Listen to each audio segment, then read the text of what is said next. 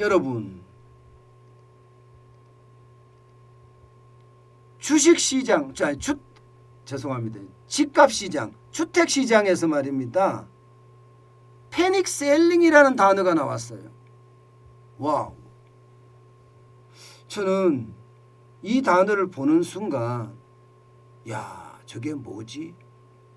여러분도 알다시피 패닉 바잉이라는 거는 앞으로 내가 집을 못 살 것 같으니까 영끌 해서라도 영혼까지 끌어모아서, 쉽게 말하면 돈을 끌어모을 수 있는 데까지 다 끌어모아서 집을 사야 되겠다.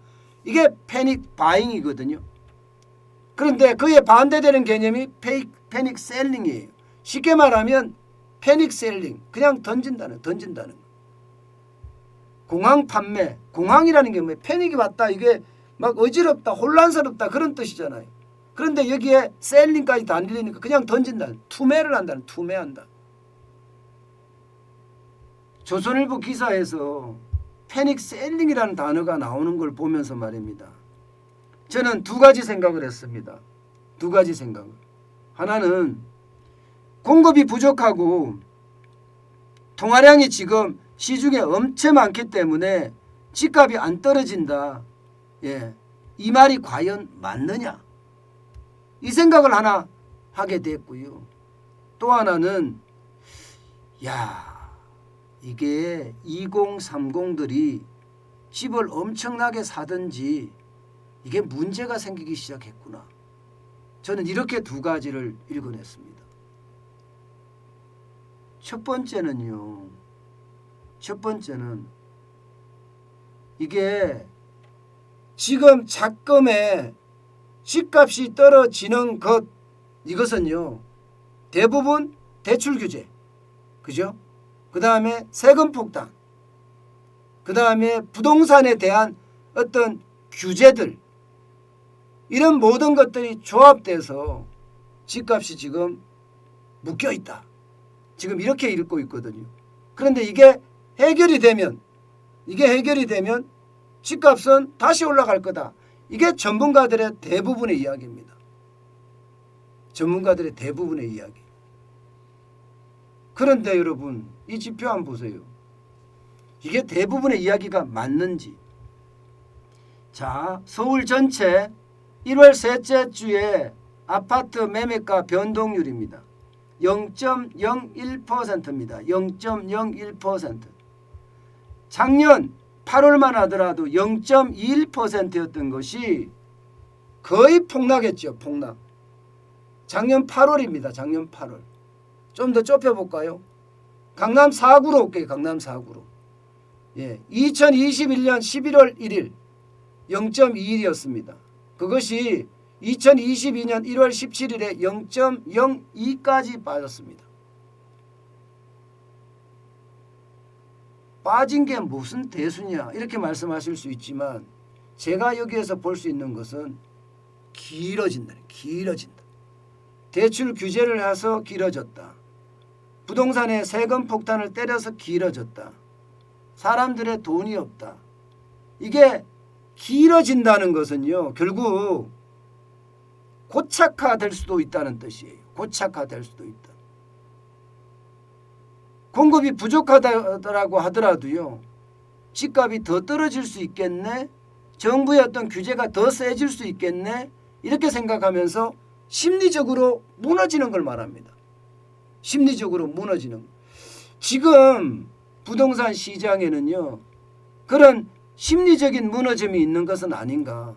그래서 조선일보가 패닉 셀링이라는 단어를 쓴 건 아닌가. 저는 그렇게 해석을 해봤습니다. 이게 조선일보나 뭐 매일경제나 할 것 없이 단어를 쓸 때 굉장히 조심했습니다.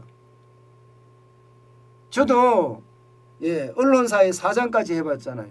그렇기 때문에 단어 쓸 때 이거를 썼을 때 파장이 얼마나 클 것인지, 이게 너무 침소붕대되는 것은 아닌지, 이게 너무 과소평가된 것은 아닌지 굉장히 고민하고 단어 하나를 선택을 하거든요. 그것도 중요한 단어는 더더욱 그렇습니다. 그런데 이 패닉 셀링이라는 단어가 이렇게 써져 있다는 사실은 그런 징조가 보인다는 뜻이에요. 실제로 말입니다. 심리도 무너지고 있습니다. 아직 100위예요. 100이 기준선인데 100위입니다. 108.1이에요. 그렇지만 작년 8월에 148.9에 비하면요. 거의 40포인트 가까이가 떨어졌잖아요. 심리지수가 지금 무너졌다. 이렇게 지금 보이는 겁니다. 보이는 거예요. 심리지수가 무너지면요. 일반적으로 시장에서도 그 상황이 나타납니다. 예, 가격이 무너지고 심리지수가 무너지면 실제 시장에서도 그 징조가 또 나타나요. 이거 보세요. 2021년 1월하고요. 예, 2022년 1월하고 지금 보시면 아파트 거래가 거의 2022년 1월은요. 거래가 안 되고 있어요. 지금요. 서울 아파트 거래량이 줄어도 뭐 이렇게까지 줄었느냐 이렇게 생각할 만큼 많이 빠졌잖아요. 뭐 1월은 아직 신고를 다 안 했다고 치자고요. 그러면 2021년 8월에 서울 아파트 거래량이 4,213건이었는데 12월에는 1,034건입니다. 1,034건. 거의 뭐 이게 25% 수준, 4분의 1 토막 수준으로 떨어졌잖아요. 4분의 1 토막 수준. 그런데 2022년 1월은 더 심각해집니다. 더 심각해집니다. 그러니까 이게 조선일보가 패닉셀링이라는 단어를 이렇게 선택해서 썼다는 사실도 지금 현장의 어떤 분위기를 그대로 반영하고 있습니다. 게다가 말입니다. 한국부동산원에서 나오는 아파트 매매 수급 지수, 예, 서울이 91.2까지 떨어졌습니다. 매매 수급 지수가 2년 5개월 만에 최저치입니다. 예, 최저치입니다.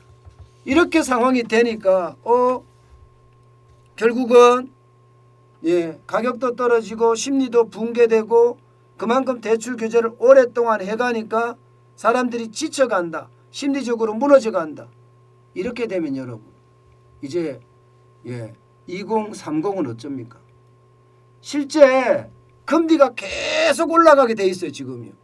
미국의 기준금리가 계속 올라가기 때문에 우리 시장의 금리도 지금 기준금리가 1.25% 이나 올 연말 가면 많게는 2%, 적다고 하더라도 1.75%까지는 올라갈 것으로 예상이 됩니다.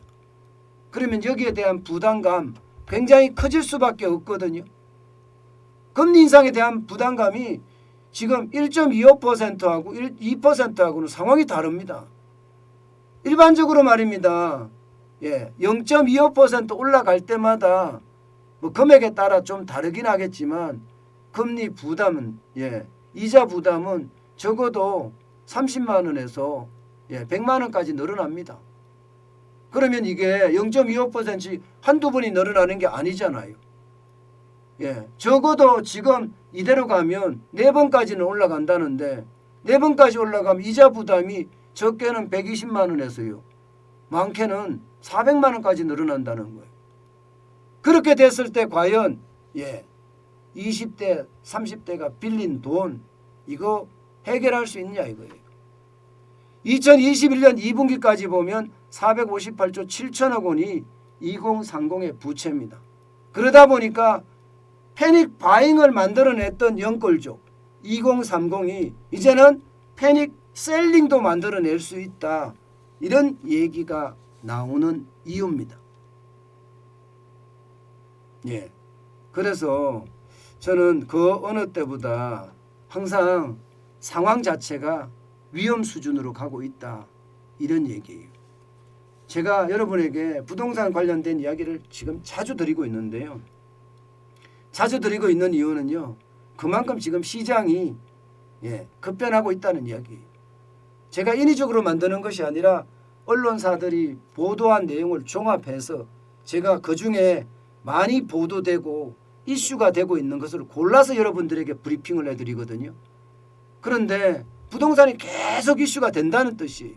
제가 아이템을 이렇게 뽑을 때는. 그만큼 말입니다. 부동산은 지금 정중동 어떻게 될지 아무도 모른다. 패닉 바잉은 이제 아닐 거다. 패닉 셀링이 될 가능성도 있다. 이렇게 우리는 일단 이해하고 넘어가는 게 좋을 것 같습니다.